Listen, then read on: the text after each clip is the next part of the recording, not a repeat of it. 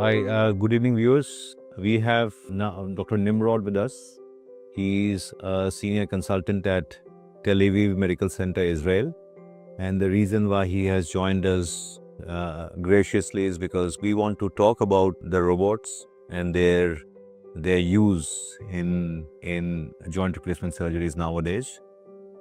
He has a wealth of experience. He has been practicing joint replacement for the last 15 years, and his experience includes having training in apart from in Israel, in US also, and he's very well versed with the latest technologies happening pertaining to joint replacements because that's his first love. So we welcome you here at Medanta, Lucknow, and I hope that you have a fruitful and a joyful stay in India. Be careful of the bugs going around. So, Dr. Nimrod, the first question is that the joint replacement has been for the last 50, 60 years, and we still think that whatever previous methods were there, they were achieving good results. What led to the invention and the popularity of robotics in joint replacement surgeries?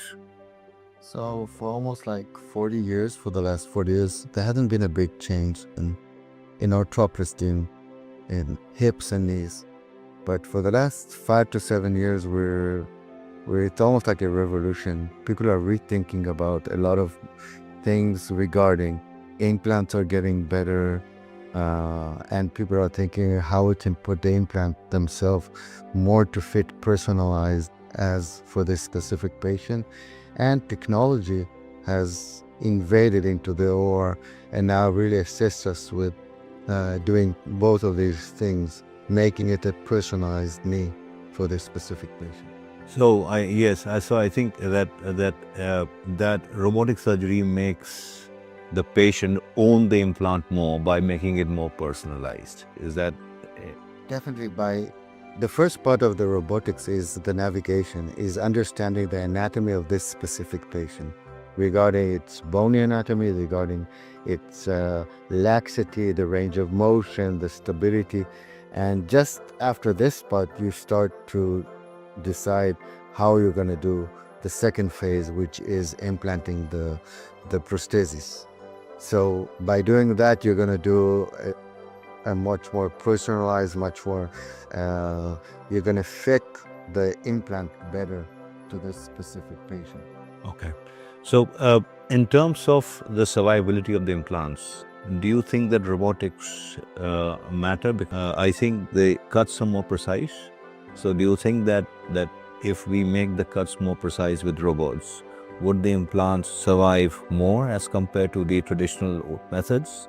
So the traditional implants already have a very good longevity. Yeah. Over 20, 30 years. Yeah. In over 90% of success. But with the robot, you will be able to do it in a much more safer manner. Okay. You will be able to do it in a better fit for the implants, prepare the bone for a better fit. So in the long run, you'll probably get better results regarding longevity and regarding function. Okay. How does the patient perceive the benefits of robotics in the early stage of surgery and in the latter stage of surgery? We have partially covered the latter stage since it fits better. So the chances of the implant having a longevity is probably better as compared to the traditional method. But is there any difference in the patient's experience after the robotic vis-a-vis the traditional surgeries?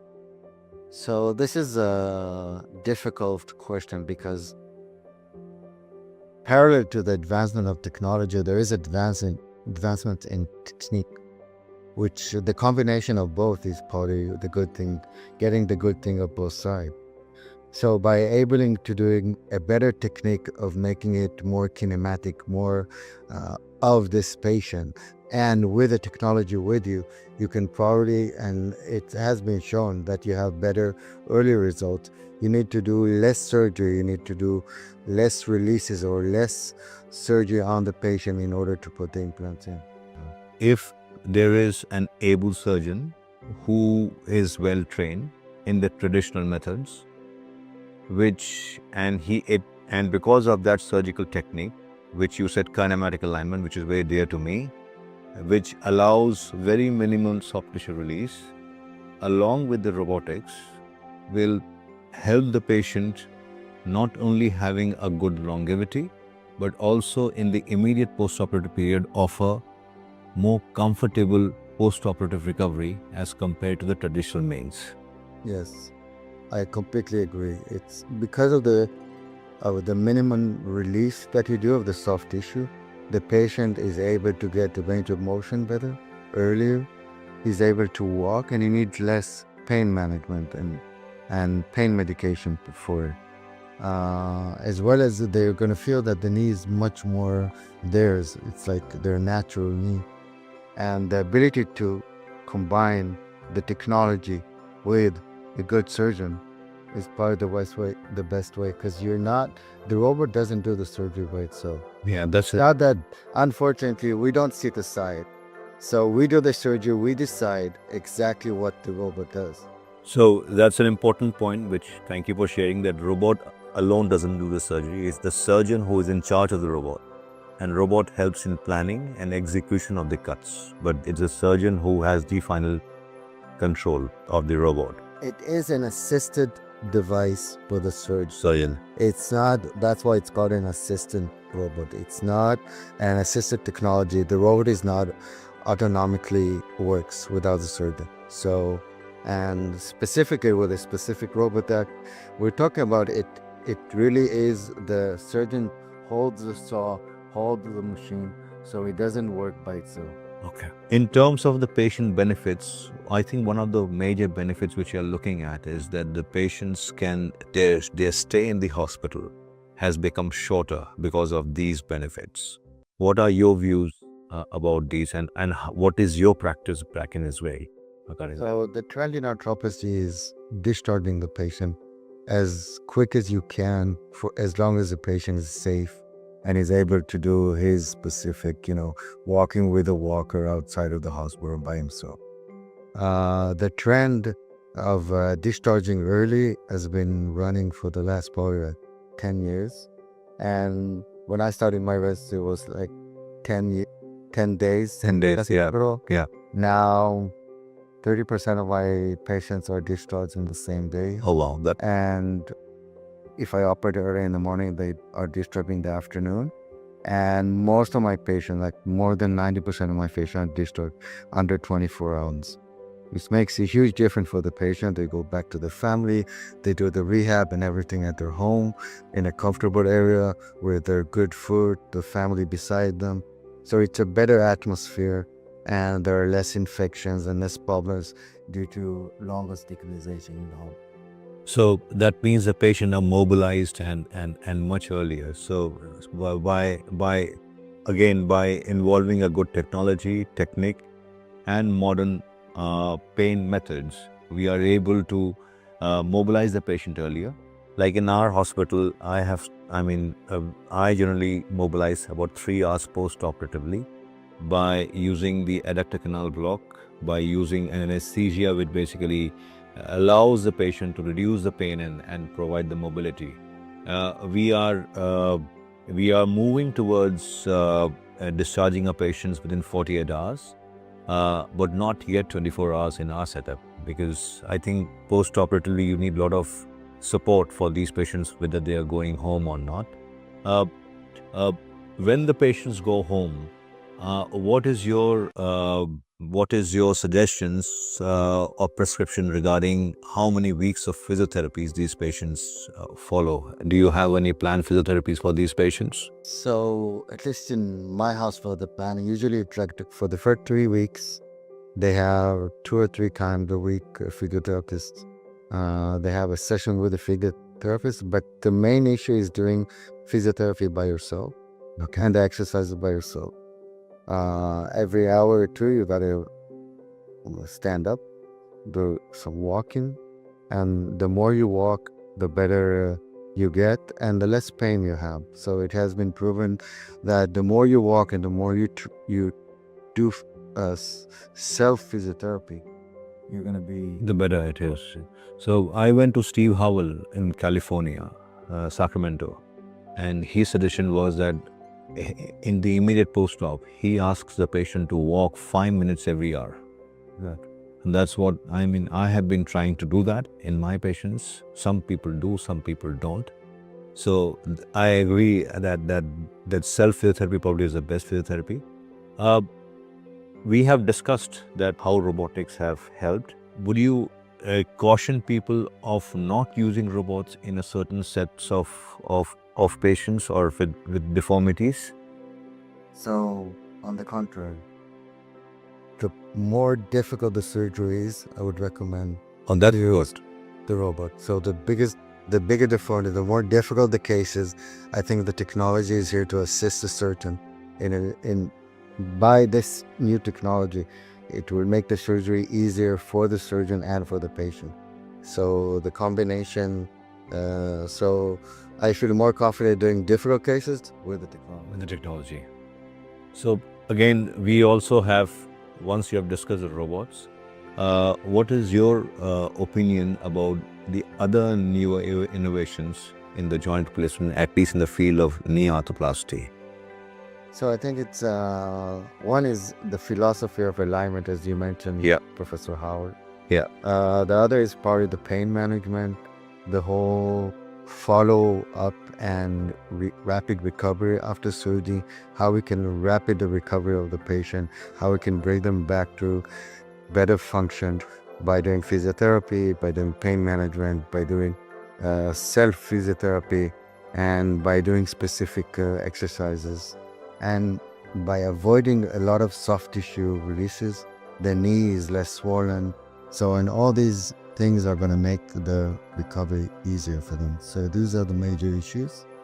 One more thing is regarding the blood conservative treatment that we give our patients during surgery. It used to be called a very big surgery during a total knee, but now an hour later after the beginning, the patient is already after. Usually it's you can do it in general anesthesia or spinal anesthesia, and then you can give some medication like tranexamic acid, but will avoid more bleeding. Low bleeding. Surgery. And also, I think the robot helps us because you don't have to make extra holes, you don't have to make extra cuts because of the robot. So I think it helps in preserving the blood also. It makes it a more minimal invasive surgery than what it used to be. Lowering the releases, not opening the canals, doing all kinds of things that are to avoid this bleeding. Yeah. Now we'll move to those for a shorter duration into another interesting thing about using the direct anterior approach in the hips. So it has been gradually getting more and more popular, still in a very incipient stage in India. But I was introduced to it about a year and a half by our friend Nabil. What are your views about the direct anterior approach and how different it makes the patient's life, it makes to the patient's life as compared to the traditional hip replacement approaches? So I've been using the DA, the direct anterior approach, for the last, I think, since 2011. And I do all approaches from posterior, anterior lateral, and direct anterior. It's definitely easier on the patient if you do a direct anterior. If the anatomy is normal and you don't have the special case, then the DAA is probably the easiest option for the patient. It makes the recovery easy, and because it's internervous, so your approach is between the muscles and between the nerves, so the injury to muscles and nerves is minimal. So it makes the recovery easier. You don't injure any muscles on the way, so the walking immediately after is going to be easy.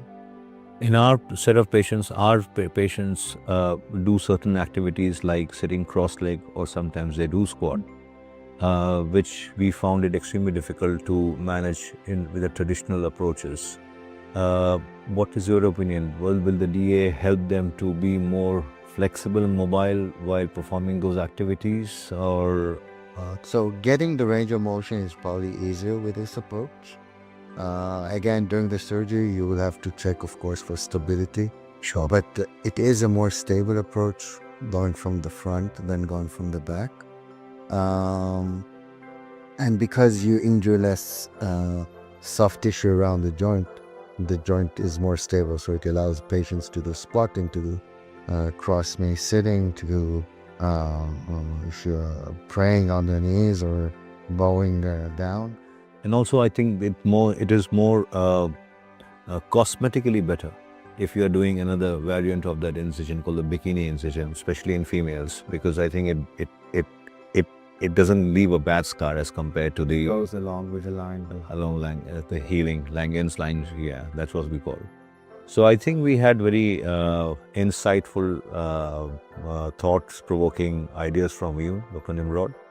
And we would like to have these conversations going on for a longer period of time. Whenever you have our subsequent visits back here, we would welcome you back in Lucknow, Medanta. Lucknow is a place known for delectable tastes too. So I don't know whether you have been able to taste those food, but if not, the next time we'll make sure that you fall in love with this place.